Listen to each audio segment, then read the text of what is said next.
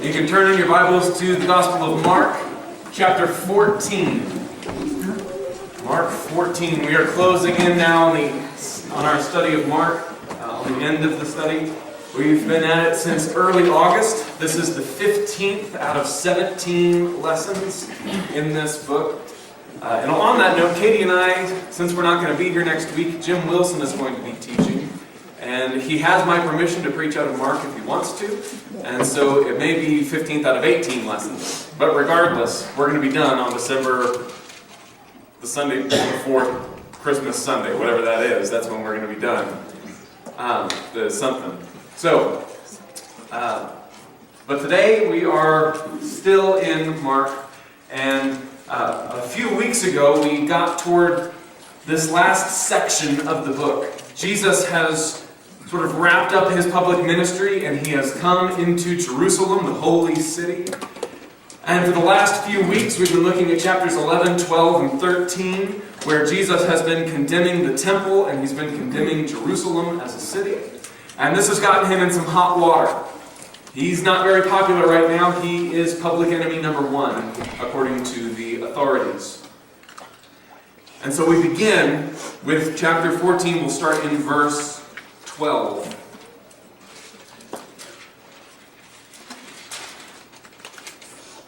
I never turn there. I always have you do, but I never do. On the first day of the Feast of Unleavened Bread, when it was customary to sacrifice the Passover lamb, Jesus' disciples asked him, "Where do you want us to go and make preparations for you to eat the Passover?" So he sent two of his disciples, telling them, "Go into the city, and a man carrying a jar of water will meet you. Follow him. Say to the owner of the house he enters, 'The teacher asks, where is my guest room where I may eat the Passover with my disciples?' He will show you a large upper room, furnished and ready. Make preparations for us there." The disciples left, went into the city, and found things just as Jesus had told them. So they prepared the Passover. So Jesus is in Jerusalem to celebrate the great Jewish feast of Passover. This is something that Jews all over the world aspired to be able to do, to come to this city and celebrate this festival. Even today, it's something that Jews still hope. And next month, when Jews celebrate Passover, they will sit around the table, and at the end of the meal, they will say, "Next year, may we celebrate in Jerusalem." They still hope to do the kind of thing that Jesus is doing. And the center point, the centerpiece of the festival is the meal. It's kind of like Thanksgiving. There are other things that go on Thanksgiving, like the Macy's Day Parade, and there's Black Friday on Thursday, and there's all kinds of other things going on. But mostly Thanksgiving is the meal, right? That's kind of how Passover is. There are some other things, but mostly it's the meal. And so the disciples say, "Jesus, where do you want to eat?" And Jesus says, "I don't care, where do you want to eat?" And they say, "I'm thinking Mexican." And he's thinking, "Anything but Mexican. But other than that, I'm fine." No, he says, "Go into the city." He probably tells them to go to a particular place or a particular well in the city. And he says there will be a man there carrying a jar of water. Now that would have been distinctive because carrying water is women's work in their culture.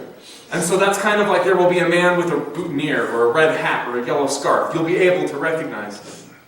And so I imagine the disciples go into the city to the particular place that Jesus has told them. And there is the man wearing the yellow scarf. And they look at him, and he looks at them. They make eye contact. And the man says, "Cuckoo, cuckoo!" And they follow the man. Jesus has prearranged a place for them to eat. And so they walk to the house where the man enters, and instead of the door opening, I imagine there's a little window, it slides open, and the man says, "What's the password?" And without speaking the name of Jesus, because that could get them in trouble, they simply say, "The teacher asks, where am I to eat the Passover with my disciples?" And that's the password. So they come up and they go to this large upper room, which would have been the roof of the house, a big open area, but perhaps with a canopy over it for something as special as Passover. And there are tables, and there's dishes, and there are carpets. And the disciples begin to prepare this meal. The meal is the centerpiece of Passover. It is intimate. It is personal. These are the men sitting around the table with Jesus whom he loves. And I imagine that at the meal, the conversation is hearty and the food is savory and there is lots of wine. And I imagine Peter and James are laughing about some of the stupid things that Peter said over the last few months. And John is there and he's just glad that he's not at the kiddie table anymore. He gets to eat with the big boys. These are the men that Jesus has spent the last 3 years and 13 chapters doing his ministry with. Now for them, a meal is much more important than it is for us. We can go through a drive-thru, speak through a fuzzy intercom, and get our meal, our food, in a paper bag from someone without ever even knowing the name of the person who fed us. Because meals for us are just not that big of a deal, but you wouldn't tell by looking at the average American waistline. But for them, food was life. And who you ate with was significant. Because who you ate with determined who were your friends and who were your allies. You simply did not eat with someone that you had hostilities toward. Now, you see, we can argue and then sit down to a table and eat and then stand up after the meal and get back to arguing and pick up right where we left off. But for them, if you eat with someone, hostilities are over. You don't eat with someone that you have a grudge against. And so to share a meal with someone was a way of saying, I accept you, I associate with you, I claim you. And so you can imagine the disciples' surprise when Jesus, in the context of this intimate and personal occasion, says that someone there is going to betray him. In verse 17, when evening came, Jesus arrived with the 12. While they were reclining at the table eating, he said, I tell you the truth, one of you will betray me, one who is eating with me. They were saddened, and one by one they said to him, surely not I. It is one of the 12, he replied, one who dips bread into the bowl with me. The Son of Man will go just as it is written about him, but woe to that man who betrays the Son of Man. It would be better for him if he had not been born. So Jesus looks at his disciples and he identifies that one of them is going to betray him. One of them is going to stab him in the back. One of them is going to trade this wholesome, loving relationship for a quick profit. And one by one, the disciples begin to say, surely not I. I mean, not me, right? I mean, you know me. You know my loyalty and my commitment to you. I would never do anything like that. It's a feeling that I think we can all relate to on some level. Maybe not every moment of every day, but I think we've had periods in our life where we are so gung-ho for the Lord. This time I'm going to serve the Lord, and this time it's going to be different. This time I'm going to do the right thing. And we feel strong and confident and brazen. This time it's going to be different. I know that I am going to serve Jesus. And so we sit at the table with the disciples. And as they go around saying, surely not I, we speak up and say, yeah, surely not I. You know me. I would never do anything like that. And yet Jesus' words hang there in the air. One of you will betray me. The seed of doubt. Because we're all thinking the same thing. Surely not me. And yet one of us will be wrong. One of us will betray him. One of us will stab him in the back. And suddenly, I don't feel so confident anymore. My mind begins to drift to all the times that I felt this way in the past. All the times that I thought, I'm going to serve the Lord, and then I didn't. All the times that I thought, I'm going to do what's right, and then I didn't. All the times I thought, I would never betray him, and then I did. My mind begins to drift, and I start to lose confidence. What if it is me?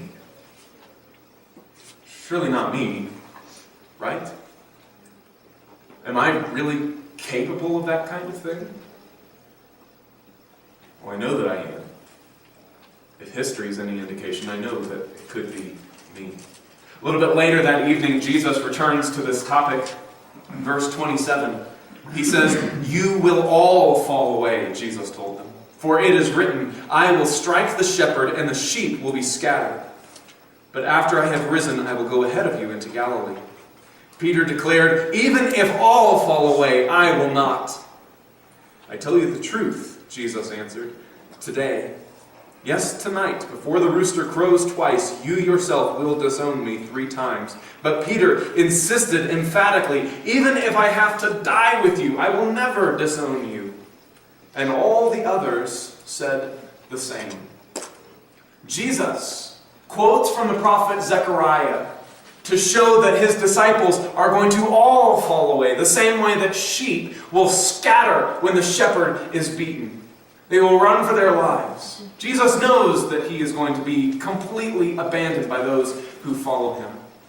And Peter, bless his heart, pipes up and says, "Surely not I. Even if everybody else turns away, I would never."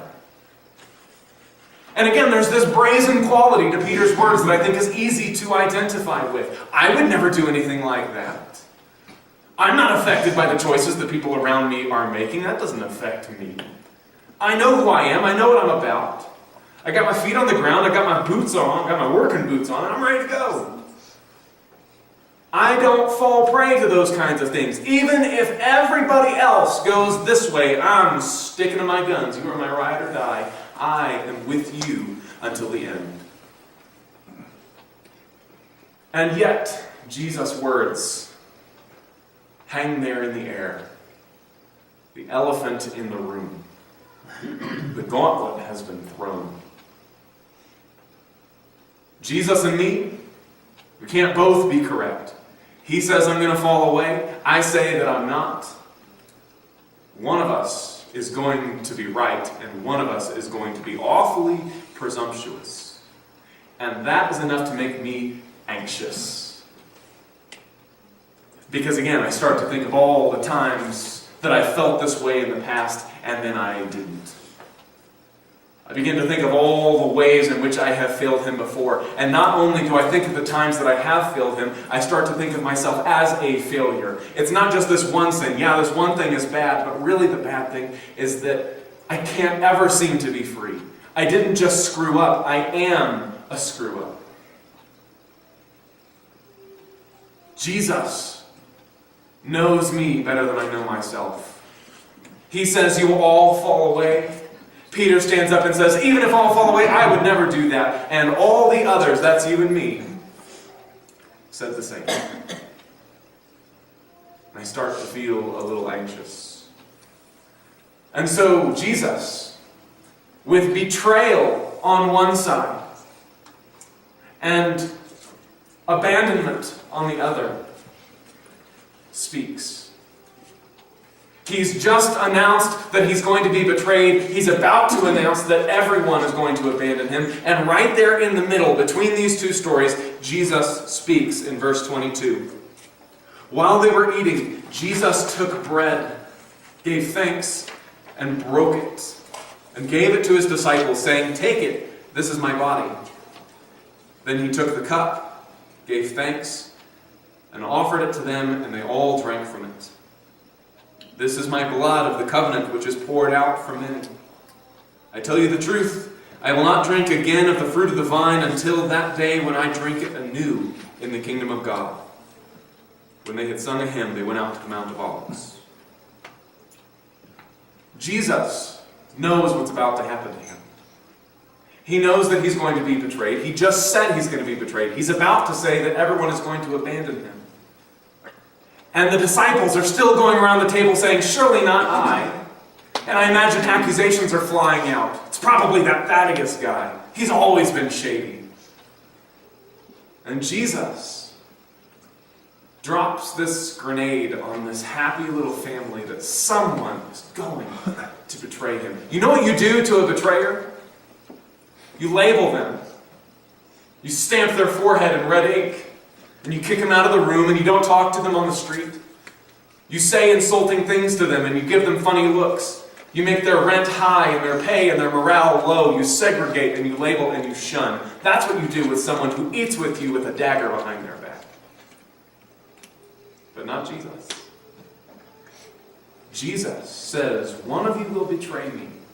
And while everybody else is trying to catch their breath from such an uncomfortable and countercultural statement, Jesus grabs a piece of bread and he breaks it and he passes it out and he says, here, eat, every one of you.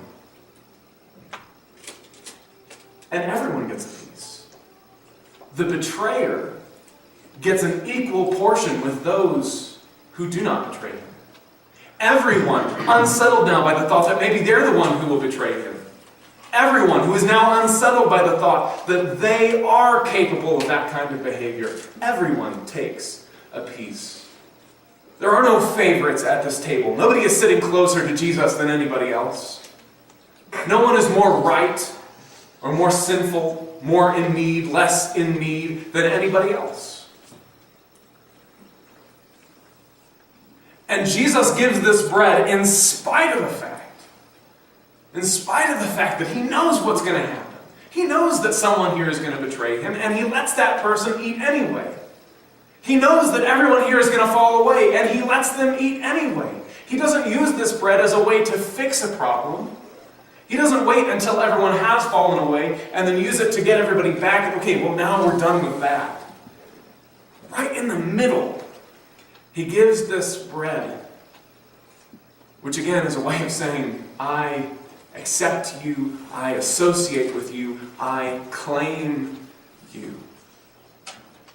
And then he takes this cup and he passes it around and he says, here, everybody, drink. This, he says, is my blood of the covenant. A covenant is an agreement between two parties that governs the way that these two parties will interact. Be it between a groom and his bride, this is what you can expect from me, well, this is what you can expect from me in this relationship, covenant. Or between a father and his heirs, this is what you can expect from me when I die. We call that a will. A will is a form of a covenant. Or, between two clans or two families or two nations. Or in this case, between God and his people. This is what you can expect from me. It governs the interaction between two parties. And a covenant is always ratified with blood. Perhaps you would take an animal and sever it and you would walk between the two halves of an animal. Or perhaps you would sacrifice it. But a covenant is not a covenant until there is blood. And Jesus likens this cup to his blood, which he says ratifies a new covenant, a new way of interacting between God and his people. Jesus looks into the eye of his betrayer, and he looks into the eyes of those who are going to fall away. And he starts a new covenant anyway. Jesus knows what's going to happen. But he starts a new covenant anyway. I don't know what to do with that. That's bizarre. It kind of makes me uncomfortable. It's kind of unpredictable. It's really, the old way is kind of predictable. There's a system to it. But the new thing that Jesus wants to do, it kind of makes me uneasy. It's kind of like if you've ever gotten a gift from someone, maybe there was an anniversary or something, and you didn't get them anything, but they got you something, and as soon as you see the box with the shiny paper and the bow come out, you start to get uncomfortable, and immediately you're like, oh, I thought we weren't doing gifts this year. Well, I didn't think we were serious. Okay, well, I got you something. Just a second. And you take it and you say, well, so should I open it now, or should I wait? You can open it now. Okay. Oh, wow. Thanks. Oh, I need to go to the store real quick. That's kind of how this makes me feel. Like, oh, Jesus, you really didn't have to do this. Oh, I didn't get you anything. Jesus, I need to go to the store real quick. It makes me uneasy, but at the same time, it makes me feel accepted. Like I'm a part of the group. Like Jesus didn't wait for me to come back to him. He didn't wait for me to get my act in line before he started this new thing. This new covenant where God takes me not according to my sinfulness, but according to Jesus' faithfulness. At this time, if I could have the guys that were going to serve the Lord's Supper, if you can come up, take your place. Each Sunday, we remember the events of this evening. This is how we begin each week. We reenact this evening, and that is how we participate. We sit around the table with Jesus, and we remember that it is not Tim and Ben that give us this bread, but it is Jesus who hands it out. And when we receive this bread, we realize that it is Jesus inviting us into intimacy and fellowship with Him, even though He knows that we will all fall away. And when we receive the cup, we remember and we renew this commitment to this new covenant where God takes me according to His faithfulness, not my sinfulness. And so I encourage you to use this time to reflect. Now, if you're like me, I was brought up that when you take the Lord's Supper, you're supposed to think about Jesus, and we had one of the little tables that said, "Do this in remembrance of me," which Jesus says in Luke's version, doesn't say it in Mark's version. But this morning I want to encourage you to think about something different. When you receive the bread, I want you to think about the words of Jesus. One of you will betray me, one who eats with me, one who dips his bread in the bowl with me. And when you receive the cup, I want you to think about the words, you will all fall away. And remember that the reason we have this is not because I'm so good or because I've been so faithful, but because Jesus knows that I won't be, and He gives it to me anyway. So, Tim, thanks.